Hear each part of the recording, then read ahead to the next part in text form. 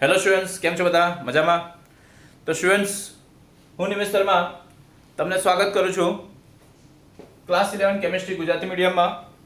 તો બાળકો, હું અહીં પ્રસ્તુત છું એકમ 3 તત્વનું વર્ગીકરણના ચેપ્ટર સાથે. બાળકો, તત્વનું વર્ગીકરણ અને ગુણધર્મોમાં આવર્તિતતા, classification of elements and periodicity in properties. તો બાળકો, આ ચેપ્ટરનું આપણે આગળના ટોપિક ચર્ચા કરી ચૂક્યા હતા. બાળકો, આપણે ટોપિક નંબર 3.6 સુધીના આપણે ચર્ચા કરી ચૂક્યા હતા, ડિસ્કશન કર્યું હતું. બરાબર, એની સમજૂતી આપણે જોઈ ચૂક્યા હતા, ઘણી બધી ચર્ચા કરી હતી. હવે બાળકો, આપણે કન્ટિન્યુ કરવાનો છે ટોપિક નંબર 3.7 થી. તો તમે જો ટોપિક નંબર 3.7 કયો છે, તત્વના ગુણધર્મોમાં આવર્તી વલણ. તો બાળકો, તત્વના ગુણધર્મમાં જે પણ કંઈ આવર્તી વલણ છે, બરાબર, તેના વિશે તેની માહિતી આપણે મેળવશું અહીંયા. બરાબર, તેના વિશે આપણે ચર્ચા કરશું, ઉદાહરણો જોશું, બધી વસ્તુ આપણે જોવાનું છે બાળકો. ત્યારબાદ બાળકો, એને થોડોક વધારે ડિટેલમાં આપણે અભ્યાસ કરવા માટે, બરાબર, એ ગુણધર્મોમાં આપણે સૌ પ્રથમ ભૌતિક ગુણધર્મમાં જે આવર્તી વલણ આવતું હોય તેવા ભૌતિક ગુણધર્મની આપણે ચર્ચા કરવાની છે બાળકો. અને એ ભૌતિક ગુણધર્મમાં સૌથી પહેલો ગુણધર્મ આપણે પરમાણ્વીય ત્રિજ્યામાં જે પણ કંઈ ફેરફાર આવતો હોય, બરાબર, તત્વના પરમાણ્વીય ત્રિજ્યામાં જે પણ કંઈ ફેરફાર આવતો હોય બાળકો, તેની પણ આપણે અભ્યાસ કરવાનો છે. એની માહિતી બાળકો આપણે આલેખ પ્રમાણે પણ જોવાના છે.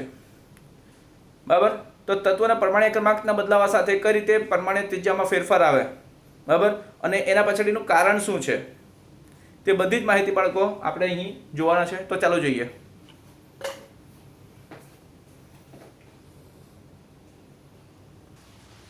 તો બાળકો, આ છે આપણો ટોપિક નંબર 3.7, તત્વોના ગુણધર્મોમાં આવર્તી વલણ, periodic trends in properties of elements.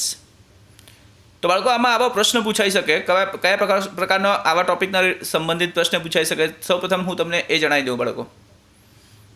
તો બાળકો, અહીં પ્રશ્ન પૂછાઈ શકે છે, આવર્ત અને સમૂહમાંના તત્વોની રાસાયણિક અને ભૌતિક પ્રતિક્રિયાત્મકતાનો ક્રમ આપી તેને શાનાથી સમજવાય છે? તો બાળકો, આના સંબંધિત જે ઉકેલો છે તે આપણે અહીં ચર્ચા કરવાના છે. તો બાળકો, અહીંયા છે આનો ઉકેલ છે અહીંયા કે આવર્તમાં રાસાયણિક પ્રતિક્રિયાત્મકતા, એક જ આવર્તમાંના રાસાયણિક પ્રતિક્રિયાત્મકતા વલણ સમૂહ 1ની ધાતુઓમાં વધુ કોષ્ટકની મધ્યના તત્વોમાં ઓછું અને 17મા સમૂહના અધાતુ તત્વોમાં વધીને મહત્તમ જોવા મળે છે. તો બાળકો, રાસાયણિક પ્રતિક્રિયામાં તમને બે સમૂહમાં સૌથી વધારે જોવા મળશે. કયા બે સમૂહમાં? પહેલા સમૂહમાં અને 17મા સમૂહમાં. બાળકો, પહેલા સમૂહમાં અને 17મા સમૂહમાં. પહેલા સમૂહની વાત કરીએ તો તત્વો કયા બાળકો? પહેલા સમૂહની આપણે વાત કરીએ એટલે તમને જણાવું તો અહીં આ તત્વની વાત થતી છે બાળકો. તો બાળકો, પહેલા સમૂહની વાત કરીએ તો બાળકો આ તત્વની વાત થાય છે, બરાબર. સમૂહ 1, જેમાં તત્વો કયા કયા છે તો લિથિયમ, સોડિયમ, પોટેશિયમ, રૂબિડિયમ, ચીઝિયમ, ફ્રાન્સિયમ. બરાબર બાળકો, તો આ તત્વો જે છે તે પ્રતિક્રિયાત્મકતા સૌથી ઘણું વધારે રાખે છે, કારણ કે આવા તત્વોને એક જ ઇલેક્ટ્રોન ગુમાવવાનું હોય. એક ઇલેક્ટ્રોન ગુમાવે એટલે નિષ્ક્રિય વાયુ જેવો ઇલેક્ટ્રોન રચના ધરાવે, બરાબર, જે કે વધારે સ્થાયી સ્વરૂપ હોય. ત્યારબાદ બાળકો આપણે જોઈએ તો 17મા સમૂહની વાત કરી લે બાળકો. તો અહીં બાળકો 17મા સમૂહમાં તત્વો કયા? તો ફ્લોરિન, ક્લોરિન, બ્રોમિન, આયોડિન, એસ્ટેટાઇન, બરાબર. તો બાળકો, આ બધા તત્વો જે છે તે બહુ સહેલાઈથી એક ઇલેક્ટ્રોન મેળવી લે, એક જ ઇલેક્ટ્રોન મેળવવાનું હોય. એક ઇલેક્ટ્રોન સહેલાઈથી મેળવે એટલે નિષ્ક્રિય વાયુ જેવો સ્થાયી ઇલેક્ટ્રોન રચના ધરાવે. તો બાળકો, એક ઇલેક્ટ્રોન આપવાનું ને એક ઇલેક્ટ્રોન મેળવવાનું વધુ સરળ કાર્ય હોવાના કારણે, અને આ કાર્ય આવા તત્વો દ્વારા થતા હોવાના કારણે, બરાબર, સમૂહ 1 અને સમૂહ 1ની વાત કરીએ, સમૂહ 1 અને સમૂહ 17 બાળકો, સમૂહ 1 અને સમૂહ 17થી આવા કાર્ય થતા હોવાના કારણે, સરળ કાર્ય હોવાના કારણે આવા તત્વોની જે પ્રતિક્રિયાત્મકતા છે તે ઘણો જ વધારે છે. એટલે આ લોકો ઘણા એક્ટિવ તત્વો કહેવાય છે, બરાબર. કેમ કે આવા તત્વો જે છે તે બહુ સહેલાઈથી ઇલેક્ટ્રોન ગુમાવીને અને સ્વીકારીને આયોનિક સંયોજન બનાવતા હોય બાળકો. ક્લિયર છે? તો બાળકો, ત્યારબાદ તમને જણાવી દઉં કે સમૂહમાં રાસાયણિક પ્રતિક્રિયાત્મકતા તો એમાં પ્રતિનિધિ ધાતુ તત્વોની વાત કરીએ બાળકો, તો ધાતુ તત્વો એસ વિભાગના અને પી વિભાગના જે હોય તેમને આપણે પ્રતિનિધિ ધાતુ તત્વો કહીએ. તો બાળકો પ્રતિનિધિ ધાતુ તત્વો એટલે એસ વિભાગના તત્વો અને પી વિભાગના જે તત્વો છે તે તત્વોના સમૂહમાં દાખલા તરીકે અલ્કાઇલ ધાતુમાં ઉપરથી નીચે તરફ જતાં પ્રતિક્રિયાત્મકતા વધે છે. એનું કારણ શું છે બાળકો? ઉપરથી નીચે જતાં પ્રતિક્રિયાત્મકતા શા માટે વધે? તો બાળકો કક્ષક વધે, આવર્ત વધે. આવર્ત વધવાની કારણે કક્ષા વધવાની કારણે બાળકો કક્ષક નહીં કક્ષા વધે. કક્ષા વધે, આવર્ત વધે, કક્ષા વધે. બરાબર, કક્ષાની સંખ્યા વધે એટલે પરમાણ્વીય ત્રિજ્યા મોટી થતી જાય અને બાહ્ય કક્ષાના ઇલેક્ટ્રોન જે છે તે કેન્દ્રથી વધારે દૂર થતાં બહુ લૂઝલી બાઉન્ડેડ થઈ જાય બાળકો, બહુ ઢીલો આકર્ષિત હોય. બરાબર, બહુ નબળી રીતે આકર્ષિત હોય છે કેન્દ્ર તરફ અને એવા ઇલેક્ટ્રોન બહુ સહેલાઈથી ગુમાવી શકાય. એટલે ધાત્વિક ગુણધર્મો વધે ઉપરથી નીચે તરફ જતા અને એના કારણે પ્રતિક્રિયાત્મકતા વધે છે. જ્યારે આ ધાતુઓના સમૂહમાં જેમ કે હેલોજન તત્વની વાત કરીએ તો એમાં ઉપરથી નીચે તરફ જતાં રાસાયણિક પ્રતિક્રિયાત્મકતા ઘટતી જાય છે બાળકો. એનું કારણ શું? તો ઉપરથી નીચે તરફ જતાં અહીં પરમાણ્વીય કેન્દ્રનો વીજભાર જે હોય બરાબર તે પણ વધતો જાય, સંકોચન થતો જાય છે અને એના પહેલાં ડી કક્ષક વાળા તત્વો જે હોય, ડી વિભાગના તત્વો હોય તે આવી જતા હોય. ડી વિભાગના તત્વો આવી જાય એટલે ત્યાં અતિ સંકોચન થાય છે બાળકો, જેને આપણે લેન્થેનોઇડ કે એક્ટિનોઇડ સંકોચન કહીએ. બરાબર, ડી વિભાગના તત્વોના હાજરીના કારણે ઘણા બધા ઇલેક્ટ્રોન જે હોય બરાબર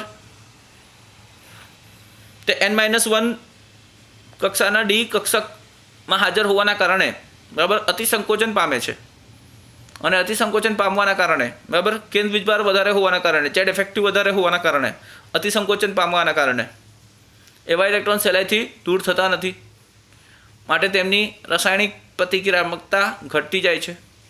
ત્યારબાદ બાળકો આપણે જોઈએ તો તત્વોની રાસાયણિક અને ભૌતિક ગુણધર્મોમાં આવર્તિતતા અને પ્રતિક્રિયાત્મકતાને ઇલેક્ટ્રોનની સંખ્યા તથા શક્તિ સ્તરને સાથે સંબંધ છે. તો બાળકો ઇલેક્ટ્રોનની જે સંખ્યા છે બરાબર તેની વાત કરીએ કે એની શક્તિ સ્તર જે છે બરાબર તેની વાત કરીએ તો એના જ આધારિત રાસાયણિક ગુણધર્મો હોય અને એના જ આધારિત ભૌતિક ગુણધર્મો પણ હોય છે. ઇલેક્ટ્રોનની સંખ્યા તમને જણાવી દો બાળકો કે ઇલેક્ટ્રોનની સંખ્યા જો ઓછી હોય તો રાસાયણિક ગુણધર્મ કેવો હોય તો પ્રતિક્રિયાત્મકતા વધારે હોય બરાબર, ને ઘણો જ વધારે જો ઇલેક્ટ્રોનની સંખ્યા હોય તો થોડાક જ ઇલેક્ટ્રોન મેળવવાનો હોય ત્યારે પણ પ્રતિક્રિયાત્મકતા ઓછી હોય, પ્રતિક્રિયાત્મકતા વધારે હોય બરાબર. શક્તિ સ્તરની આપણે વાત કરીએ બાળકો તો ઇલેક્ટ્રોન જેટલા વધારે મહત્તમ ઊંચી ઉર્જા સ્તરમાં જઈ શકતા હોય બાહ્ય ઉર્જા મેળવીને બરાબર, તો એ રીતે શક્તિ સ્તરની આપણે વાત કરીએ તો ઇલેક્ટ્રોન જેટલો દૂર પરમાણુના કેન્દ્રથી જેટલો વધારે દૂર ઇલેક્ટ્રોન હાજર હોય તેટલી એની શક્તિ સ્તર વધારે હોય. ક્લિયર થયું બાળકો?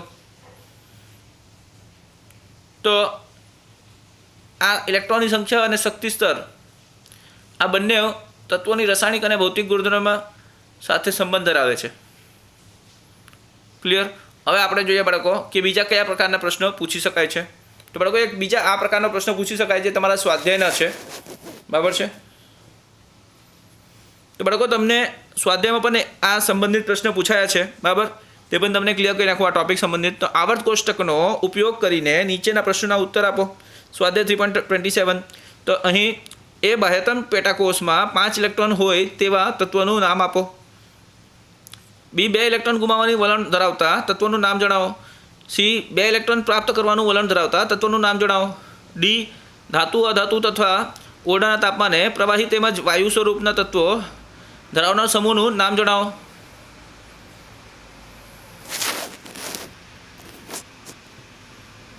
તો બાળકો આપણે આનો ઉકેલ કેવી રીતે આપવાનો છે? તો બાળકો આનો ઉકેલ શું થશે? તો સૌથી પહેલાં આપણે એની વાત કરીએ બાળકો, એની વાત કરીએ. બાહ્યતમ પેટાકોષમાં 5 ઇલેક્ટ્રોન હોય તેવા તત્વનું નામ આપો. તો બાળકો અહીં એનું નામ અહીં આપેલું છે. એ શું આવશે? ક્લોરીન. તો બાળકો ક્લોરીનમાં શું છે? 17મો સમૂહ જે છે તે 17મા સમૂહ હેલોજન સમૂહ છે બરાબર, અને એનો ઇલેક્ટ્રોન રચના શું છે બાળકો? NH2NP5. બાહ્યતમ પેટાકોષમાં P માં કેટલા ઇલેક્ટ્રોન છે બાળકો? તો 5 ઇલેક્ટ્રોન છે. હવે 15મા સમૂહની વાત કરીએ બાળકો તો 15મો નાઇટ્રોજન સમૂહ છે અને એની ઇલેક્ટ્રોન રચના કેવી છે? બાહ્ય કક્ષાની. બાળકો આ બાહ્ય કક્ષાની ઇલેક્ટ્રોન રચના છે, સંપૂર્ણ નહીં. આ પણ સંપૂર્ણ નથી, બાહ્ય કક્ષાની ઇલેક્ટ્રોન રચના છે. તો બાળકો 15મા સમૂહમાં બાહ્ય કક્ષાની ઇલેક્ટ્રોન રચના કેવી હોય? તો NH2NP3 જેવી હોય. બાહ્યતમ પેટાકોષની વાત કરીએ આપણે તો બાહ્યતમ પેટાકોષ Pની અંદર કેટલા ઇલેક્ટ્રોન છે? તો 3 ઇલેક્ટ્રોન છે. ક્લિયર છે બાળકો? હવે આપણે બીની વાત કરીએ તો બાળકો એકવાર પ્રશ્ન ફરીથી બતાવી દઉં. 2 ઇલેક્ટ્રોન ગુમાવવાનું વલણ ધરાવતા તત્વનું નામ જણાવો. તો 2 ઇલેક્ટ્રોન ગુમાવવાનું વલણ કોણ ધરાવે? મેગ્નેશિયમ. બીજા સમૂહના આલ્કલાઇન અર્ધધાતુ તત્વો, બરાબર, મેગ્નેશિયમ. ઉદાહરણ તરીકે આપણે જોઈ લઈએ તો ત્યારબાદ બાળકો એટલે બીજા સમૂહના હોય તો 2 ઇલેક્ટ્રોન ગુમાવી શકે. એટલે એમ કહે છે કે બાહ્ય કક્ષામાં 2 ઇલેક્ટ્રોન છે તો 2 ઇલેક્ટ્રોન આપણે ગુમાવી શકીએ. આપણે ને એટલે તત્વો ગુમાવી શકે. તો બાળકો અહીંયા જોઈ લો, 2 ઇલેક્ટ્રોન પ્રાપ્ત કરવાનું વલણ ધરાવતા તત્વનું નામ જણાવો. તો 2 ઇલેક્ટ્રોન પ્રાપ્ત કરવાનું વલણ એટલે કયો આવશે? તો બાળકો 16મો સમૂહ આવશે. કઈ રીતે? તો 16મા સમૂહમાં 2 ઇલેક્ટ્રોન ખૂટે અષ્ટક પૂર્ણ કરવા માટે. તો ઓક્સિજન આપણે એક ઉદાહરણ તરીકે લઈ શકીએ, બરાબર. તે 16મા સમૂહના તત્વો, તો 16મા સમૂહના જે પણ તત્વો છે, બરાબર, જેવા કે ઓક્સિજન થયા, સલ્ફર થયા, બરાબર, ઓક્સિજન, સલ્ફર, આ પ્રમાણના જે પણ સેલિનિયમ, આ પ્રમાણના જે પણ તત્વો છે, બરાબર, તે 16મા સમૂહના તત્વો છે. અને બાહ્ય કક્ષામાં એના શું છે? તો બાહ્ય કક્ષામાં 2 ઇલેક્ટ્રોન ખૂટે, બરાબર. બાહ્ય કક્ષામાં 2 ઇલેક્ટ્રોન ખૂટે છે એટલે 6 જ ઇલેક્ટ્રોન હોય બાહ્ય કક્ષામાં. તો 2 ઇલેક્ટ્રોન ખૂટે છે અષ્ટક પૂર્ણ કરવા માટે. એટલે આમાં 16મા સમૂહમાં NH2NP4 હોય છે, બરાબર. તો 2 ઇલેક્ટ્રોન મેળવી લઈ તો નિષ્ક્રિય વાયુ જેવો બનાવી શકે છે ઇલેક્ટ્રોન રચના. એટલે 2 ઇલેક્ટ્રોન મેળવવાની ક્ષમતા આમાં વધારે હોય. ત્યારબાદ બાળકો આપણે જોઈએ ડીનો પ્રશ્ન શું હતો? તો ધાતુ, અધાતુ અને ઓરડાના તાપમાને પ્રવાહી તેમજ વાયુ સ્વરૂપના તત્વો ધરાવનાર સમૂહનું નામ જણાવો. તો બાળકો એનો જવાબ અહીં છે. 17મા સમૂહ F2 વાયુ, Cl2 વાયુ, બ્રોમિન વાયુ, બરાબર. F2 વાયુ છે, Cl2 વાયુ છે, બ્રોમિન શું છે? સોરી, વાયુ નથી, એ તો પ્રવાહી છે. I2 આયોડિન ઘન છે. I2માં ધાતુય ગુણો છે, બાકીના અધાતુ જ છે. તો બાળકો આ આયોડિન જે છે તે નીચે 17મા સમૂહમાં નીચેના સ્થાને છે, નીચેના સ્થાને હાજર છે, બરાબર છે. તો નીચે આવતા ફ્લોરિન ટુ આયોડિન આવતા, ફ્લોરિનથી આયોડિન આવતા શું થાય? ધાત્વિય ગુણધર્મ વધતા આયોડિન જે છે તે ધાત્વિય ગુણો ધરાવે છે. ભાઈ ધાતુ છે નહીં, એ છે તો અધાતુ જ, ભાઈ ધાત્વિય ગુણો ધરાવે છે. ક્લિયર બાળકો? હવે આપણે જોઈએ નેક્સ્ટ ક્વેશ્ચન કે બીજા કયા પ્રકારના પ્રશ્ન આમાં પૂછી શકાય છે, બરાબર. તો બાળકો આ જે કંઈ પણ પ્રશ્ન હું તમને બતાવું છું તે પ્રશ્નના જે ઉકેલ છે તે તમારા થિયરી પાર્ટને મળતું જલતું જ છે, બરાબર. થિયરી પાર્ટને મળતું જલતું જ છે તે તમને જણાવી દઉં.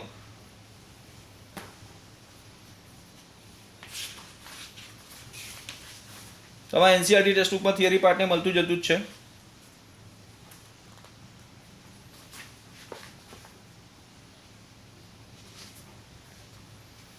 તો બાળકો આપણે અહીંયા જોઈ શકીએ આ તમને થિયરી પાર્ટમાં મળતું જતું પ્રશ્નો છે, બરાબર.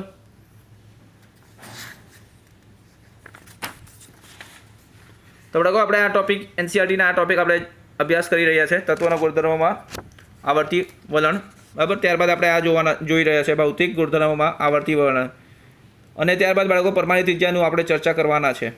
ક્લિયર છે બાળકો? તો આ પરમાણુ ત્રિજ્યાની ચર્ચા થવાની છે, બરાબર. આમાં આપણે આ આલેખ પણ જોવાના છે. ક્લિયર છે બાળકો?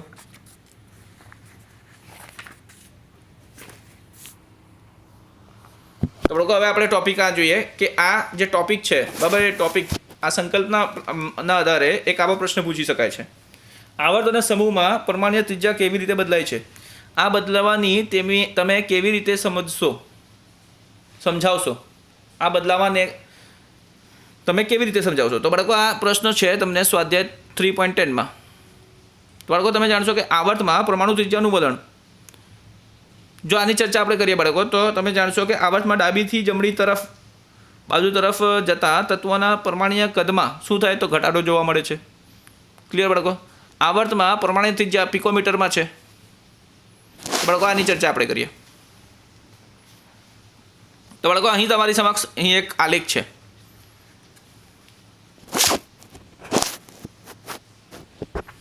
તો બાળકો આ જોઈ લો, આલેખ કોના સંબંધિત આલેખ છે?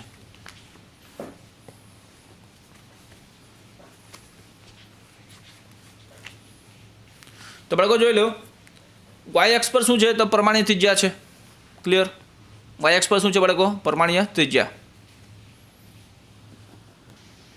તો બાળકો અહીંયા તમે જોઈ શકો વાય એક્સ પર શું છે બાળકો? તો પરમાણ્ય ત્રિજ્યા છે, બરાબર.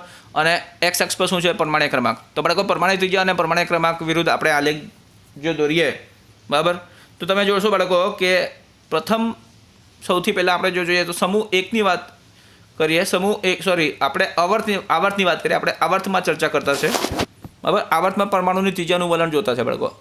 તો આપણે બીજા આવર્તની વાત કરીએ બાળકો. બીજા આવર્ત, તો બીજા આવર્તમાં કયા કયા તત્વો છે બાળકો? તો તેમને જણાવી દઉં કે બીજા આવર્તમાં તત્વો કયા.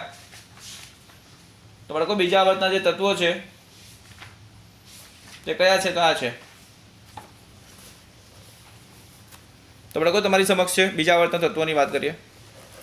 તો બાળકો બીજા આવર્તના તત્વો કયા કયા? તો બાળકો આ બીજો આવર્ત છે, બરાબર. એમાં લિથિયમ છે, બેરિલિયમ છે. ત્યારબાદ બાળકો લિથિયમ અને બેરિલિયમ પછીની આપણે વાત કરીએ તો અહીં boron, carbon, nitrogen, oxygen, fluorine અને નિયોન છે, બરાબર.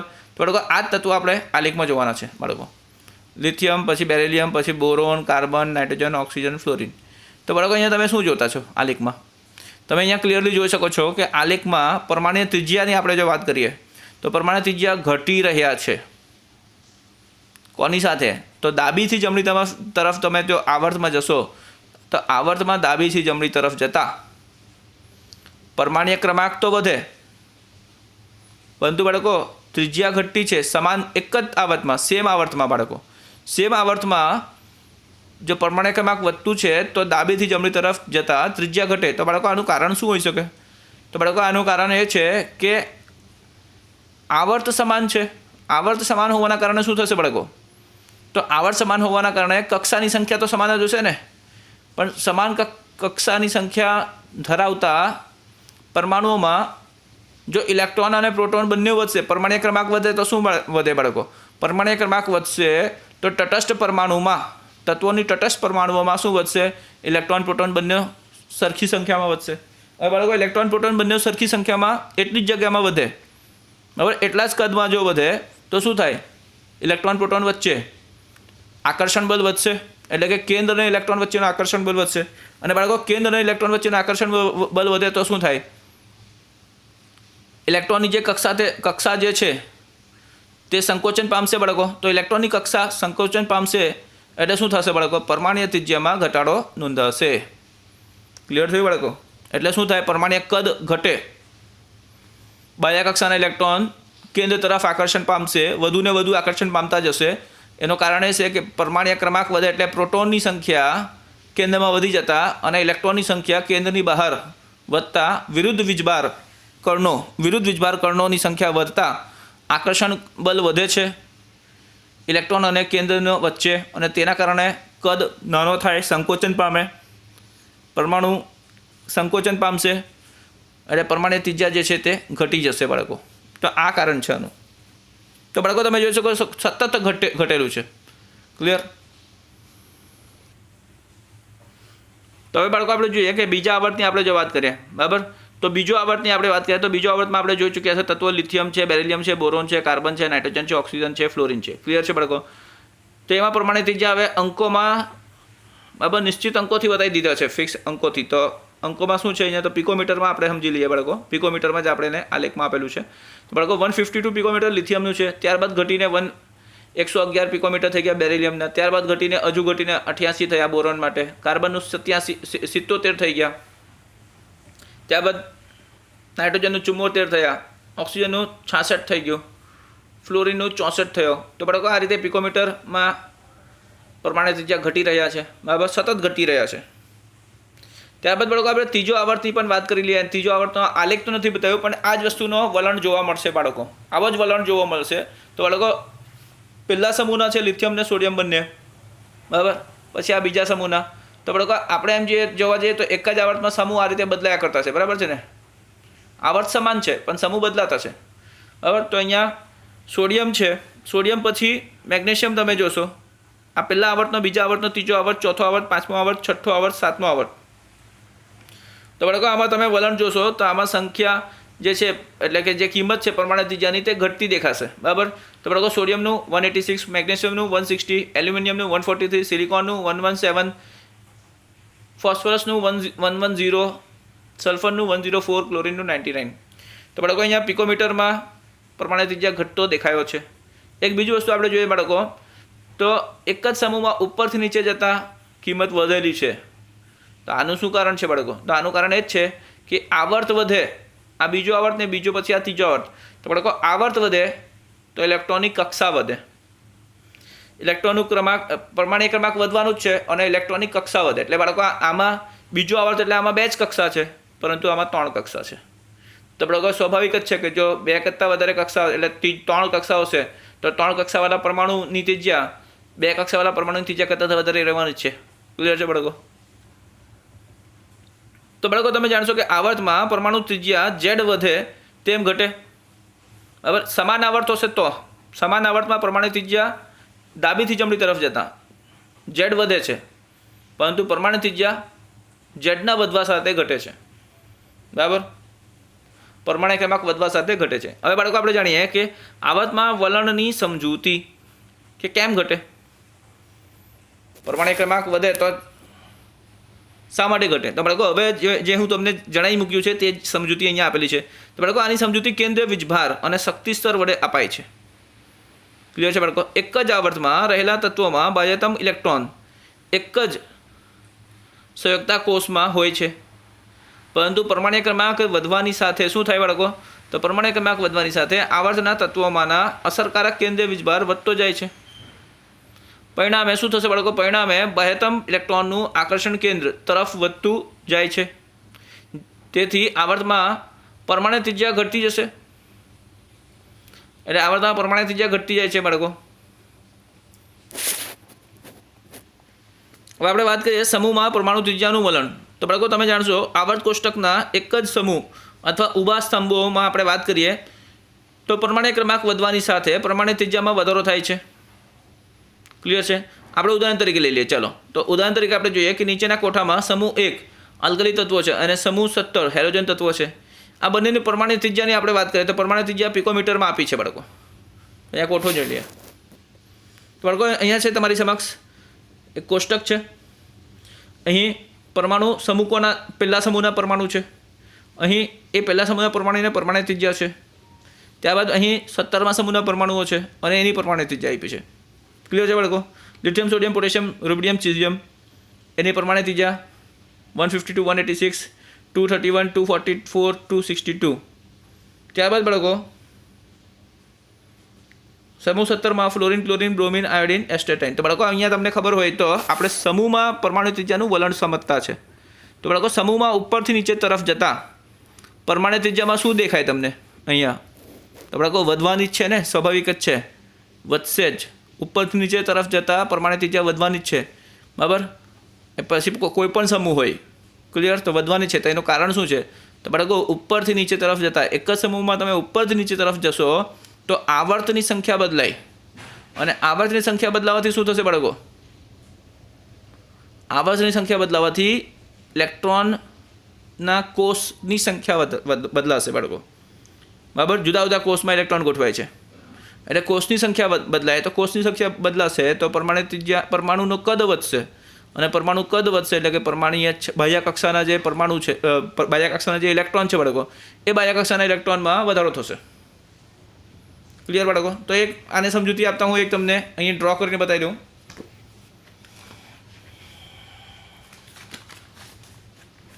તો બાળકો જાણી લો, ધારો કે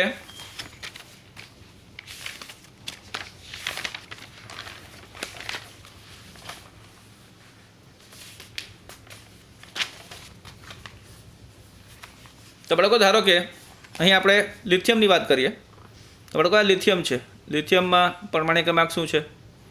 3. તો બાળકો લિથિયમના પરમાણુ ક્રમાંક 3 છે. બરાબર, એટલે 1s2 2s2 sorry 1s2 2s1. તો બાળકો 1s2 2s1 છે. તો બાળકો આમાં કેવું છે? તો અહીંયા પરમાણુના કેન્દ્રની વાત કરીએ. બરાબર, અહીં પરમાણુના કેન્દ્ર છે. તો બાળકો આ પરમાણુના કેન્દ્રમાં 3 પ્રોટોન હોય. બરાબર, કેટલા પ્રોટોન? તો 3 પ્રોટોન હોય. क्लियर है बाळको અને આની અંદર 3 ન્યુટ્રોન પણ આવશે બાળકો આમાં 3 ન્યુટ્રોન પણ આવશે હવે ન્યુટ્રોન સોરી 4 આવશે 4 ન્યુટ્રોન આવશે 3 પ્રોટોન 4 ન્યુટ્રોન છે બરાબર છે કેન્દ્રની અંદર શું છે તેનાથી આપણે મતલબ નથી આપણે પરમાણુ ક્રમાંક એટલે કે 3 પ્રોટોનની વાત કરીએ બાળકો અને 3 ઇલેક્ટ્રોનની વાત કરીએ બરાબર છે તો બાળકો અહીંયા ઇલેક્ટ્રોનની રચના સમજવાની છે આપણે તો અહીંયા બાહ્ય કક્ષામાં આપણે વાત કરીએ તો ઇલેક્ટ્રોનની રચના શું તો બાળકો પહેલા કક્ષામાં કેટલા ઇલેક્ટ્રોન તો 2 તો બાળકો 2 ઇલેક્ટ્રોન અહીંયા આવી ગયા ત્યારબાદ બાળકો ત્રીજો ઇલેક્ટ્રોન ક્યાં જશે તો એક બીજી કક્ષામાં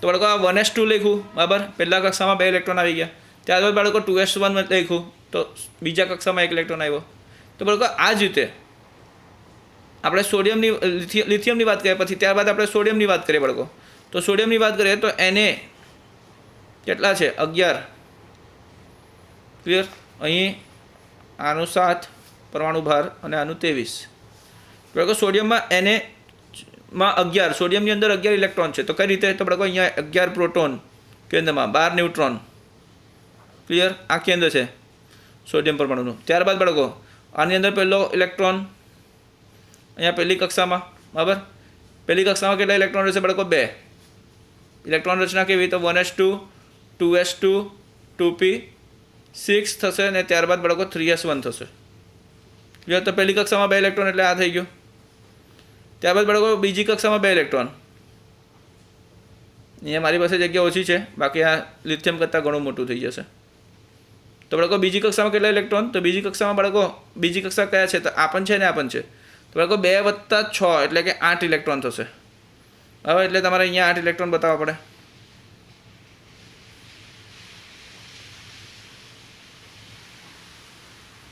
તો બાળકો આ તો તમે નાના ધોરણમાં બની ગયેલા છે 1 2 3 4 5 6 7 અને 8 4 ઉપર 4 નીચે તો બાળકો 8 ઇલેક્ટ્રોન થઈ ગયા ત્યારબાદ બાળકો 3s1 છે તો 3s1 એટલે કે ત્રીજા કક્ષામાં પણ 1 ઇલેક્ટ્રોન છે અહીં ક્લિયર છે બાળકો તો આની પછી પણ એક બીજો કક્ષો આવશે બરાબર છે બાળકો ત્રીજો કક્ષો આવશે એની અંદર 1 ઇલેક્ટ્રોન છે તો બાળકો આપણે અહીંયા ઇલેક્ટ્રોન મૂકીએ હવે બાળકો જોઈ લો આ લિથિયમની સરખામણીમાં આપણે જો જોઈએ તો આ લિથિયમની સરખામણીમાં આનો પ્રમાણિત આનો કદ મોટો થઈ ગયો ને સોડિયમનો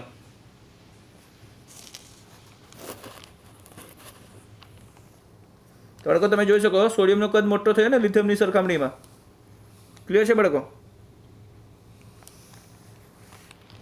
તો આ જ રીતે બાળકો બીજા તત્વો માટે પણ એવું જ છે કે શું થશે કદ મોટો થતો જતો રહેશે કદ મોટો થતો જશે બરાબર અને કદ મોટો થતો જશે એટલે પરમાણુ ત્રિજ્યામાં વધારો થશે તો બાળકો જે તે હવે આ લિથિયમના નીચે સોડિયમ છે ને બરાબર એક જ સમૂહમાં તો બાળકો એક જ સમૂહમાં જે તે આપણે ઉપરથી નીચે જઈએ બરાબર તે શું થશે બાળકો તો તેવી રીતે જ પરમાણુ ત્રિજ્યા વધતો જશે આ રીતે બાળકો હેલોજનમાં પણ એવું જ છે ઉપરથી નીચે જતાં પરમાણુ ત્રિજ્યા વધશે તો બાળકો આની ચર્ચા અહીંયા થઈ છે કે પરમાણુ ત્રિજ્યાની આપણે વાત કરીએ તો પરમાણુ ત્રિજ્યામાં સમૂહમાં ફેરફારો આલેખના સ્વરૂપમાં નીચે પ્રમાણે હોય છે બરાબર પરમાણુ ત્રિજ્યા પિકોમીટરમાં આપ્યું છે અહીં તો બાળકો આપણે આનો આલેખ જોઈ લઈએ બરાબર તો આ ઉપરનો જે આલેખ છે તે કોના માટે છે પહેલા સમૂહ માટે આ બીજો આલેખ કયો છે બાળકો તો હેલોજન સમૂહ માટે છે 17મા સમૂહ માટે બરાબર તો અહીંયા બંને સમૂહમાં તમે જોશો તો વધ્યો જ છે આલેખ ઉપર નીચેથી ઉપર જ વધ્યો છે બરાબર lithium 152 picometre sodium 186 potassium 231 rubidium 244 ચીઝિયમ 262 fluorine 72 chlorine 99 bromine 114 iodine 133 પરંતુ બાળકો બીજું જોઈ લો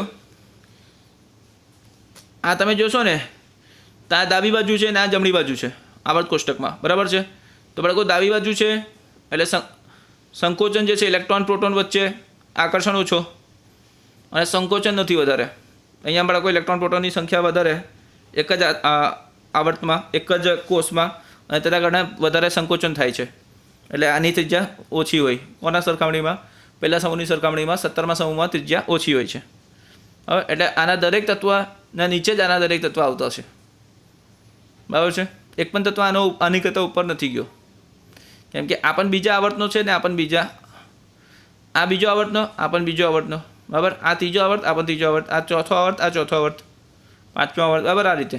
તો એ આ છે.